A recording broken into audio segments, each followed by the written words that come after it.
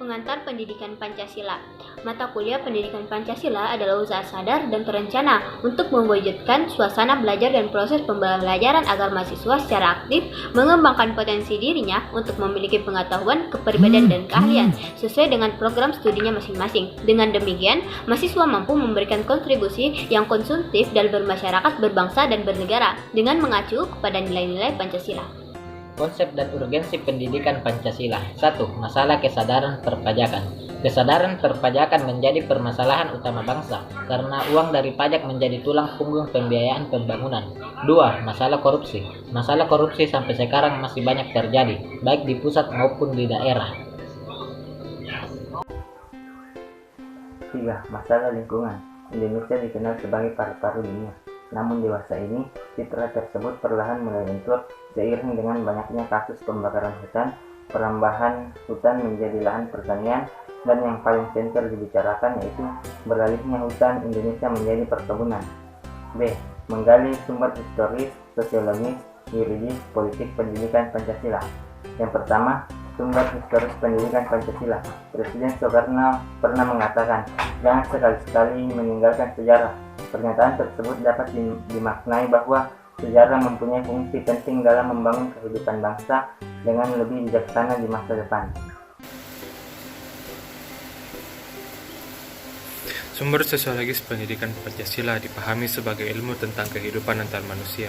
Sukanto menegaskan bahwa dalam perspektif sosiologi, masyarakat pada suatu tempat dan waktu memiliki nilai-nilai tertentu. Sumber yuridis pendidikan Pancasila adalah negara hukum, dan salah satu cirinya adalah yaitu pemerintahan berdasarkan hukum. Pancasila dasar negara merupakan landasan atau sumber dalam membentuk negara hukum tersebut. Sumber politik pendidikan Pancasila yaitu berasal dari fenomena kehidupan politik bangsa Indonesia. Periode pengusulan Pancasila. 1. Benih nasionalisme sudah dimulai tertanam kuat dalam gerakan Perhimpunan Indonesia yang sangat menekankan solidaritas dan kesatuan bangsa. 2. Periode pengusulan Pancasila. 3. Sumpah Pemuda 28 Oktober 1928. Sidang BPUPKI pertama pada 29 Mei sampai dengan 1 Juni 1945. Pada sidang BPUPKI pertama, Insinyur Soekarno berpidato pada tanggal 1 Juni 1945 dengan gagasan Pancasila. Selanjutnya, pada periode pengesahan Pancasila, peristiwa penculikan dari Soekarno dan Muhammad Hatta ke Rengas Dengklok Proklamasi Kemerdekaan Indonesia pada 17 Agustus 1945. Sehari setelah Proklamasi Kemerdekaan Indonesia, PPKI bersidang untuk menentukan dan menegaskan posisi bangsa Indonesia dari semua bangsa terjaya menjadi bangsa merdeka. Sidang PPKI dengan agenda dasar negara, undang-undang dasar, pemimpin negara, dan perangkat pendukung lainnya. Rumusan Pancasila yang disahkan PPKI ternyata berbeda dengan rumusan Pancasila termaktub dalam Piagam Jakarta. Alasan diperlukannya Pancasila dalam kajian sejarah bangsa Indonesia. 1. Pancasila sebagai identitas bangsa Indonesia. 2. Pancasila sebagai kepribadian bangsa Indonesia. 3. Pancasila sebagai pandangan hidup bangsa Indonesia. Sumber historis, sosiologis, politis tentang Pancasila dalam kajian sejarah bangsa Indonesia. Sumber historis Pancasila. Nilai-nilai Pancasila sudah ada dalam adat istiadat, kebudayaan, dan agama yang berkembang dalam kehidupan bangsa Indonesia sejak zaman kerajaan dahulu.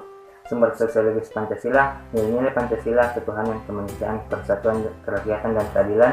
Sejarah sosiologis telah ada dalam masyarakat Indonesia sejak dahulu hingga sekarang, misalnya nilai gotong royong. Sumber politis Pancasila.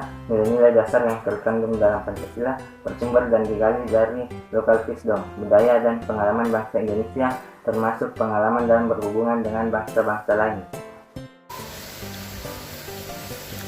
Pengertian Pancasila dalam sejarah bangsa Indonesia menunjukkan hal-hal sebagai berikut. Pancasila merupakan produk otentik pendiri negara Indonesia, the Founding Fathers. Nilai-nilai Pancasila bersumber dan digali dari nilai agama, kebudayaan, dan adat istiadat. Pancasila merupakan pandangan hidup bangsa dan dasar filsafat kenegaraan. Pentingnya Pancasila dalam sejarah bangsa Indonesia menunjukkan hal-hal berikut ini. Betapa lemahnya pemerintahan suatu rezim, tetapi Pancasila tetap bertahan dalam kehidupan berbangsa dan bernegara. Betapa ada upaya untuk mengganti Pancasila sebagai ideologi bangsa, tetapi berbukti Pancasila merupakan pilihan terbaik bangsa Indonesia. Pancasila merupakan pilihan terbaik bagi bangsa Indonesia karena bersumber dan digali dari nilai-nilai agama, kebudayaan, dan adat istiadat yang hidup dan berkembang di Indonesia. Apakah Anda pernah mendengar istilah Homo faber, Homo socius, Homo economicus, dan istilah zoon politikon atau makhluk-makhluk politik? Istilah-istilah tersebut merupakan predikat yang melekat pada eksistensi manusia. Selain itu, predikat-predikat tersebut mengisyaratkan bahwa interaksi antar manusia dapat dimotivasi oleh sudut pandang, kebutuhan, atau kepentingan masing-masing. Akibatnya, pergaulan manusia dapat bersamaan, berbeda, atau bertentangan satu sama lain. Bahkan meminjam istilah dari Thomas Hobbes, manusia yang satu dapat menjadi serigala bagi yang lain. Oleh karena itu, agar terciptanya kondisi yang harmonis dan tertib dalam memenuhi kebutuhan dalam memperjuangkan kesejahteraan manusia, membutuhkan negara. Negara, sistem pemerintahan, dan tujuan negara seperti apa yang ingin diwujudkan, serta bagaimana jalan atau cara mewujudkannya. Tujuan negara tersebut akan ditentukan oleh dasar negara yang dianut oleh negara yang bersangkutan. Dengan kata lain, dasar negara akan menentukan bentuk negara, bentuk dan sistem pemerintahan, dan tujuan negara yang ingin dicapai, serta jalan apa yang ditempuh dengan mewujudkan tujuan suatu negara. Konsep negara republik sejalan dengan sila kedua dan keempat Pancasila, yaitu negara hukum yang demokratis. Hal tersebut menegaskan bahwa negara Republik Indonesia menganut demokrasi konstitusional, bukan demokrasi rakyat seperti yang terdapat pada konsep negara-negara komunis. Ditegaskan bahwa negara Indonesia adalah negara hukum. Tujuannya yang ingin dicapai oleh setiap orang mungkin sama, yaitu kesejahteraan dan kebahagiaan. Tetapi cara yang ditempuh untuk mencapai tujuan tersebut berbeda-beda, bahkan terkadang saling bertentangan. Jalan yang ditempuh untuk mewujudkan tujuan tersebut kalau disederhanakan dapat digolongkan ke dalam dua aliran, yaitu A. Aliran liberal individualis. Aliran ini berpendapat bahwa kesejahteraan dan kebahagiaan harus didapat dengan politik dan sistem ekonomi liberal melalui persaingan bebas. B. Aliran kolektivis atau sosialis. Aliran ini berpandangan bahwa kesejahteraan dan kebahagiaan manusia hanya dapat diwujudkan melalui politik dan sistem ekonomi terpimpin atau totaliter. Norma dasar ini merupakan norma tertinggi yang mendasari kesatuan sistem norma dalam masyarakat yang teratur, termasuk di negara dalamnya negara yang sifatnya tidak berubah. Berdasarkan penjelasan di atas, Pancasila adalah sistem ajaran bangsa Indonesia dalam menjalani kehidupan bernegara dan bermasyarakat. Karena itu, setiap manusia yang ingin melakukan tindakan harus bercermin pada nilai-nilai Pancasila terlebih dahulu. Pancasila dalam setiap perbuatan, tingkah laku, dan sikap kehidupan hidup setiap hari-hari. Pengertian ideologi. Ideologi berasal dari bahasa Yunani yang diambil dari dua kata, idea dan logos. Idea berarti ide, gagasan, buah pikir, atau konsep, sedangkan logos berarti hasil pemikiran. Jadi berdasarkan bahasa, ideologi adalah ilmu yang mencakup ilmu kajian asal mula, juga hakikat buah pikir atau gagasan. Ideologi juga disebut a system of ideas, yang akan mengatur seluruh hasil pemikiran tentang kehidupannya, lalu melengkapinya dengan berbagai sarana juga kebijakan serta strategi, di mana tujuannya yang ingin dicapai disesuaikan dengan kenyataan nilai-nilai yang ada dalam filsafat yang menjadi sumbernya. B. Fungsi ideologi seperti hanya kartu identitas yang umumnya dimiliki setiap orang sebagai tanda pengenal. Ideologi juga dapat digunakan sebagai tanda pengenal dari sebuah bangsa. Kedudukan Pancasila dalam kehidupan bernegara.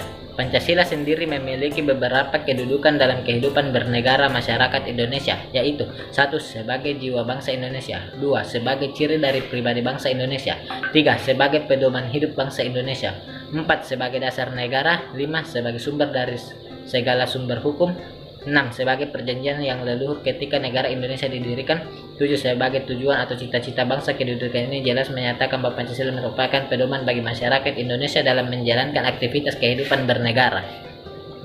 D. Sejarah perkembangan ideologi Pancasila dari masa ke masa. 1. Ideologi Pancasila pada zaman Orde Lama. Pada zaman Orde Lama, Pancasila masih dalam tahap dibangun untuk dijadikan keyakinan sekaligus ciri khas bangsa Indonesia. Yang kedua, ideologi Pancasila pada zaman Orde Baru. Pada masa ini, gejolak politik di Indonesia sangat mengkhawatirkan, dimulai dengan pecahnya peristiwa G30 SPKI, kemudian peristiwa dikeluarkannya surat perintah 11 Maret atau Super Semar pada tahun 1966.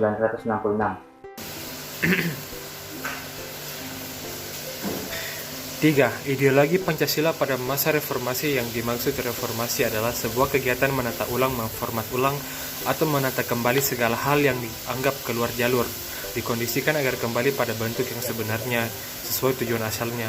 Reformasi juga bisa diartikan sebagai pembaruan untuk menuju hal yang lebih baik lagi dan sesuai dengan harapan.